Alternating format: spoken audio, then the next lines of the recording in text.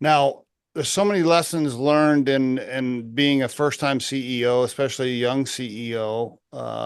We could do it 2 hours probably of all the things you've learned so far. As you reflect now, because you've been doing it for a couple of years, as you reflect now, what do you want to tell anybody listening that's about to step into the chair for the first time? What do you want to share with them? Two or three things where you're like, "Ooh, man, okay, yeah, kind of wish I had known that ahead of time." Yeah, you're right. There's a lot we could, and There's it's so like much. Yeah. there's like a lot of things that seem, I think I mean, there's a lot of things that seem trivial that aren't. Like one obvious thing that comes to mind that again, it will sound obvious to a listener, but you'd never really understand until you sit in the seat is that everybody watches you all the time.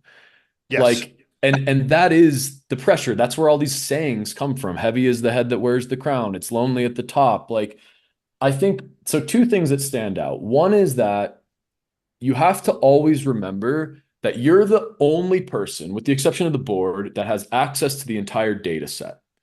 So when people on your team have an opinion and it seems misguided or silly, you have to remember that they're coming at it probably defending whatever their narrower scope of Mm, focus looks like. mm. And approaching those discussions with empathy and also challenging and saying, hey, at some point, and I've said this to people, like, you need to give me the benefit of the doubt. Like, I just know things that you don't know, and I can't share everything with you all the time, but I promise I have your best interest at heart, or however you want to phrase that. That is a skill for sure. And like, I wouldn't say I'm perfect at that, but that's one that Good advice. Great I think it's stuff. difficult, man. I think it's difficult to get Great right. stuff. Great stuff. Um, the other one is just and again, it's gonna sound stupid probably to somebody like yourself, but like I didn't realize that a lot of people work here because of me.